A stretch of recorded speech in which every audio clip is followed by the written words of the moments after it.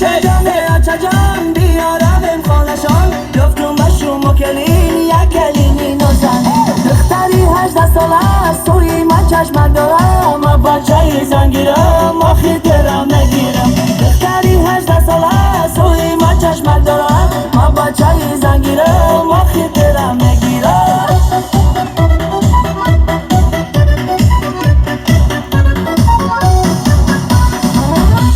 سلام